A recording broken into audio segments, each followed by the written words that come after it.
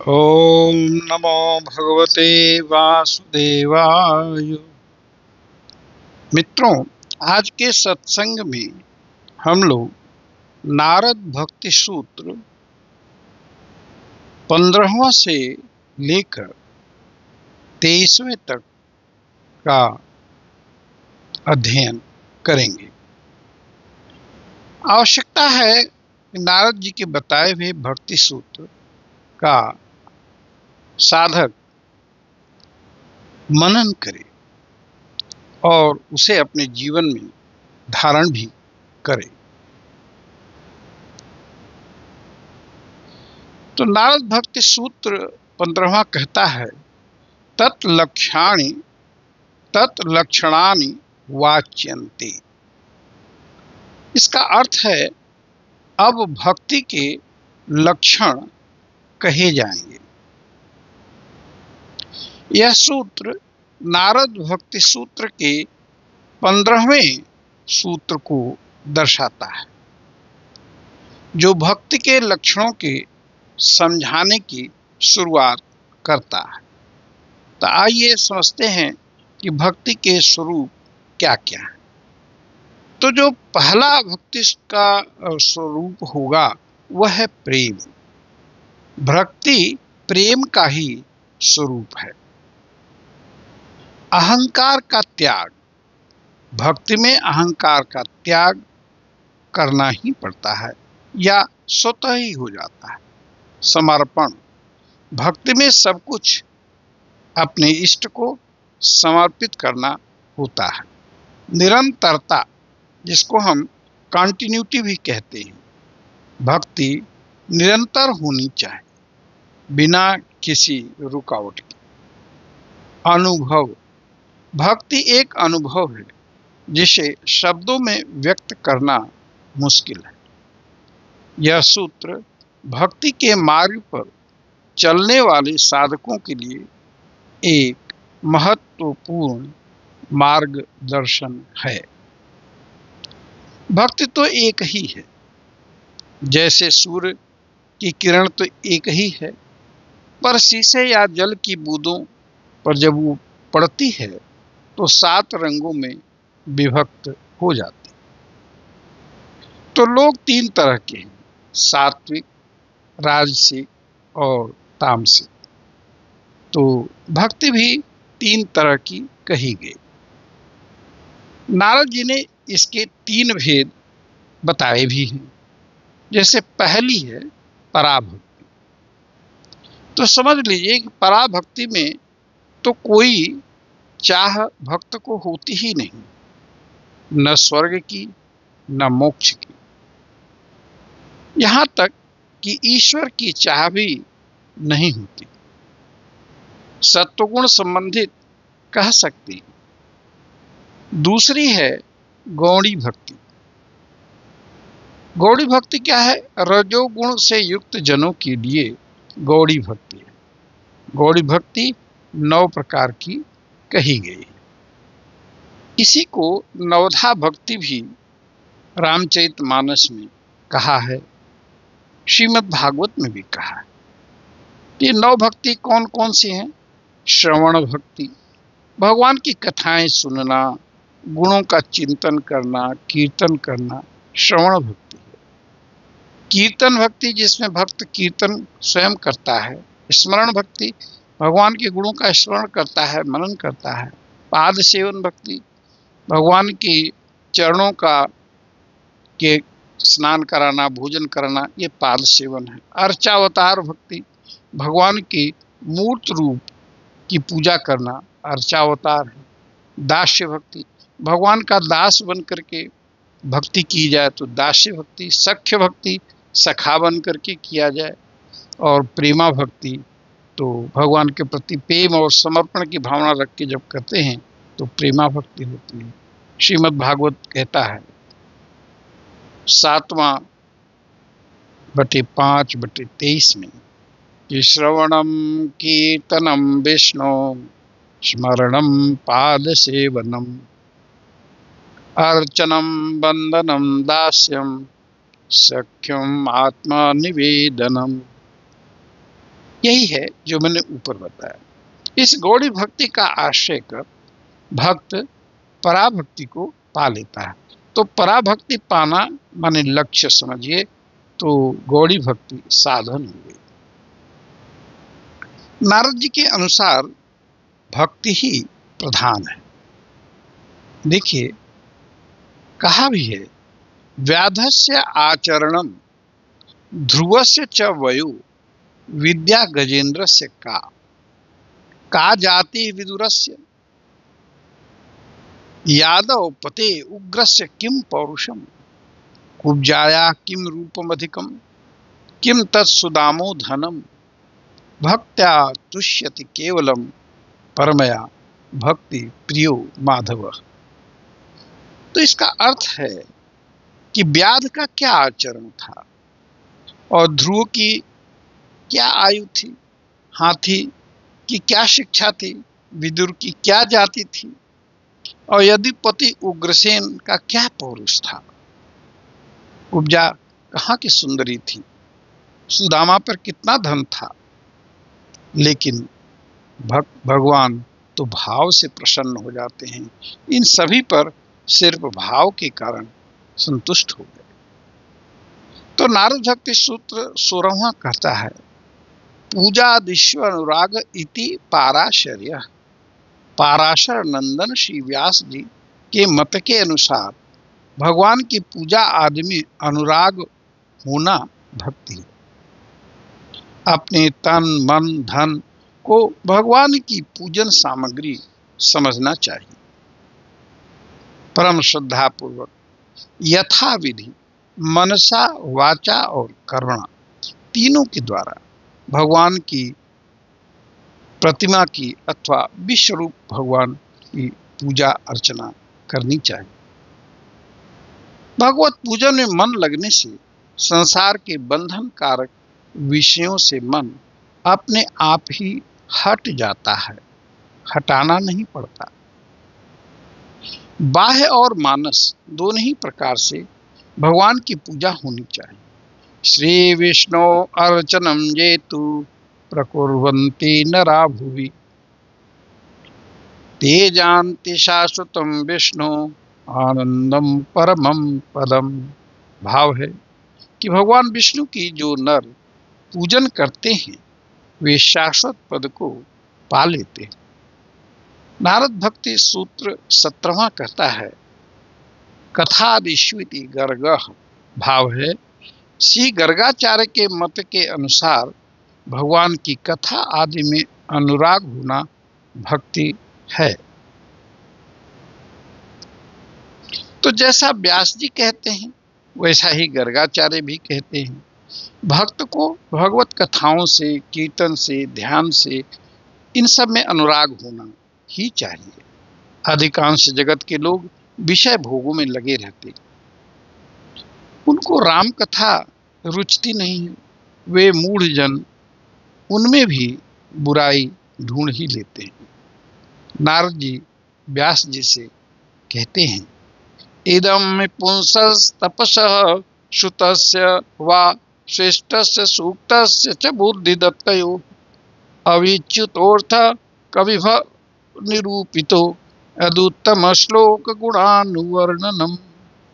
श्रीमद् भागवत 1/5/22 विद्वानों ने यही निरूपित किया है कि भगवान का गुणानुवाद कीर्तन ही तप, वेद अध्ययन, भली भांत किए हुए यज्ञ, मंत्र ज्ञान और दान आदि सबका अविनाशी फल है।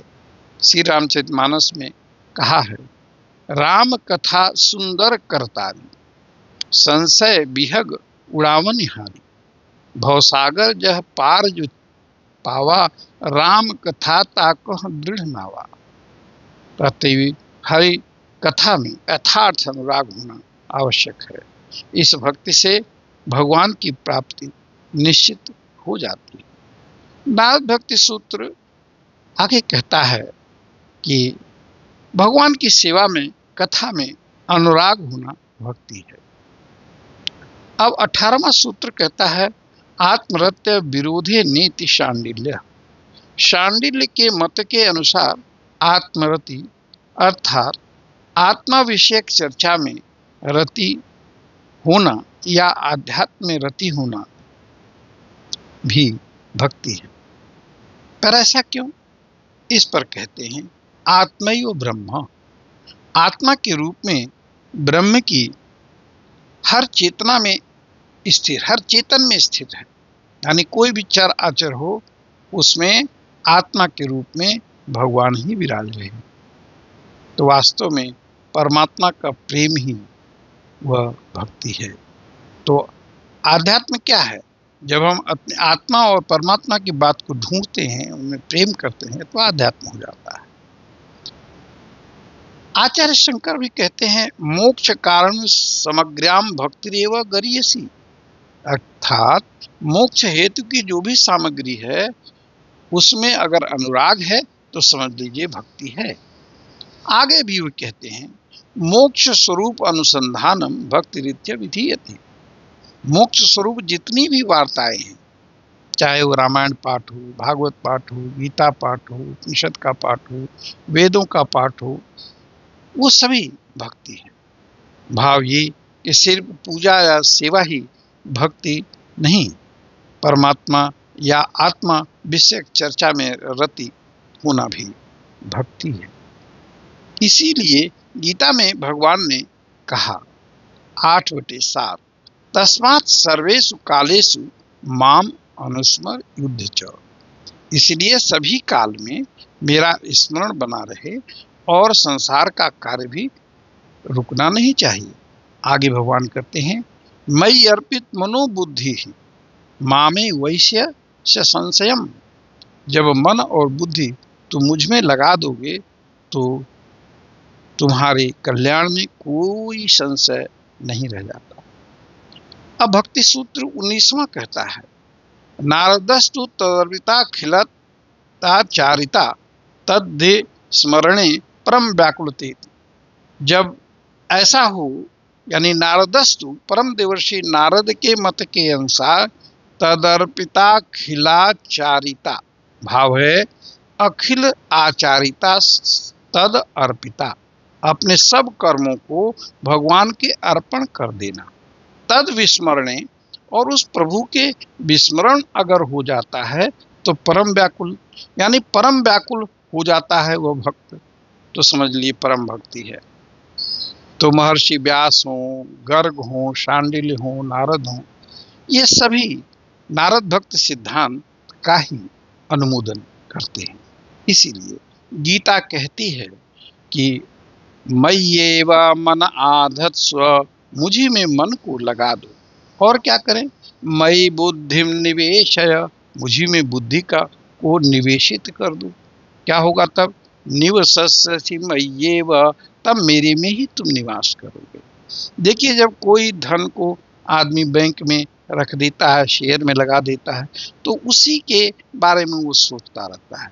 इसी तरह से जब हम मन भगवान के चरणों में निवेशित कर देंगे तो उन्हीं के बारे में चिंतन, स्मरण, भजन, कीर्तन होता रहेगा, उसमें आनंद आने लगेगा।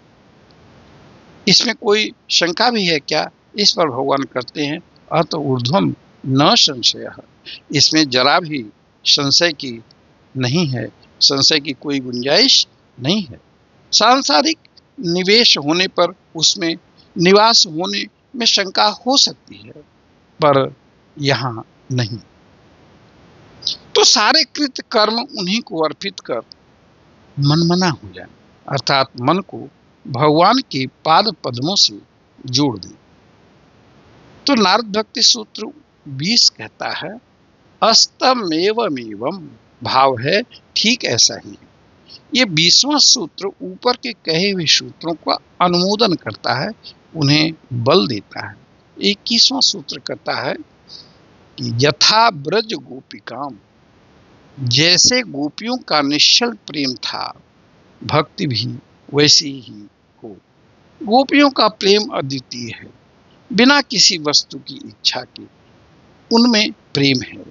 वे गाय को चारा देते हुए, दूध दूहते हुए, पानी भरते हुए समय कृष्ण के ध्यान में रहती हैं, सर्वत्र हरि दर्शन करती हैं। स्वयं श्री कृष्ण उनके ऋणी हूँ। श्रीमद् भागवत के 10/32 में 22 में स्वयं कहते हैं कि हे गोपियों, तुमने मेरे लिए घर गृहस्थी सब छोड़ दी है। तुम्हारा ये कार्य सर्वथा निर्दोष है। अनेकों वर्षों में भी मैं इनका ऋण नहीं चुका सकता। भागवतम 19/46 का 4 से लेकर 6 तक के श्लोक में उद्धव जी कहते हैं,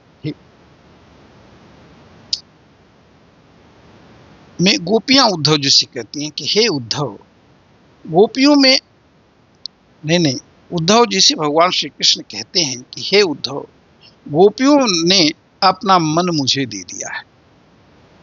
वे ही उनका प्राण हूं, मैं ही उनका प्राण हूं। मेरे पुनः ब्रज में आने की सांत्वना पर वे अपने शरीर में प्राण रखे हुए। मैं ही उन गोपियों की आत्मा हूं। इसलिए तुम ब्रज में जाओ और गोपियों को सांत्वना दो और उनका हार लेकर आ जाओ। जब उद्धव जी ब्रज में गए तो गोपियों का प्रेम देख वे हतप्रभ रह गए। उन्होंने ब्रह्म ज्ञान देना चाहा, योग की गूढ़ बातें की, पर गोपियों ने कहा, हे उद्धव, योग तो उनको कहिए जो श्री कृष्ण से वियोग में हूं, यानी श्री कृष्ण वियोगी को योग कहो। यहाँ तो सदैव ही संयोग है। हमारे प्यारे श्याम सुंदर सदैव मेरे साथ हैं। वे गोपियों के प्रेम में बह गए। कहने लगे, ये गोपियां धन्य हैं, इनका जीवन धन्य है, यही वास्तविक जीवन है। मैं चाहता हूं कि इस ब्रज रज में लौटने लगे। और वे लौटने लगे और कहते हैं कि मैं भगवान से प्रार्थना करता हूं कि अगले जन्म में मैं यहाँ की लता बन जाऊं, वृक्ष बन जाऊं, ताकि इन गोपियों की चरण रज मुझ पर पड़ती रहे। उद्धव कहते हैं, जा दोहने वहनने मथनो पलेपा प्रेंखनार भरुदितो क्षण मार्जनादो गायन्ति चैन मनुराक्त धियो सुकंठ्यो धन्या ब्रज स्त्रिय उरु क्रम चेतयाना। 10/44/10 श्रीमद् भागवत। तो जो गोपियां गायों को दूध धोते समय, धान कूटते समय, दही बिलोते समय, आंगन लीपते समय, बालकों को झुलाते समय, पति की सेवा करते समय, घरों में छिड़काव करते समय, झाड़ू देते हुए प्रेम पूर्ण चित्त से आंखों में आंसू भरे हुए गदगद वाणी से श्री कृष्ण के गुणानुवाद का स्मरण करती हैं, गाती हैं। श्री कृष्ण में अपना चित्त उन्होंने निवेशित कर रखा है। ये गोपरमणियों को उद्धव जी धन्यवाद कहते हैं। इन गोपियों की जितनी महिमा कही जाए उतनी ही थोड़ी है। 22वें सूत्र में कहते हैं, तत्रापि न महात्म ज्ञान विस्मृत्यपवाद। भाव है, इस अवस्था में भी गोपियों में महात्म ज्ञान के विस्मृति का अपवाद नहीं। यानी गोपियां सिर्फ यही नहीं समझती कि ये जो कृष्ण हैं वो नंद के छोरे हैं, वो उनके नारायण स्वरूप को भी जानती हैं और नारायण स्वरूप को जान करके ही प्रेम करती हैं। कुछ लोगों की सोच है कि प्रेम में महात्म ज्ञान नहीं रहता और महात्म ज्ञान होगा तो प्रेम नहीं रहेगा, परंतु गोपियों में ऐसी बात नहीं थी, बल्कि प्रेम और भगवत प्रेम में यही खास भेद है। भगवत प्रेम में वस्तुतः ऐसा ही होता है। इसका प्रमाण श्रीमद् भागवत के नीचे लिखे श्लोक में आप मनन कर सकते हैं। मय्यम विभोरहति भवान गदितुम निशंसम संत्यज्य सर्व विषयांस्तव पादमूलम भक्ता भजस्व दुर्वाग्रहमात्रजास्मन् देवो यथादि पुरुषो भजते मुमुक्षम् यत्पत्यपत्य सुहृदामनुवृत्तिरंग स्त्रीणां स्वधर्म इति धर्म विधात्वयोक्तम् अस्तेवमेतदुपदेश पदे त्वयीशे प्रेष्टो भवांस्तनुभृतां किल बंधुरात्मा। भागवत 10/29 के 31 और 32वां श्लोक वर्णन है कि जब क्लीं का शब्द सुनकर गोपियां वन में श्री कृष्ण जी के पास गईं, तब उन्होंने यानी भगवान श्री कृष्ण ने कहा कि तुम यहाँ क्यों आई हो? रात्रि के समय गोपियों को अपने पति के पास होना चाहिए। तब गोपियों ने कहा कि हम जानते हैं कि आप नारायण हैं, आप पतियों के भी पति हैं। हम तो आपकी शरण इसलिए आई हैं कि वास्तव में जीव का परम लक्ष्य तो आप ही हैं।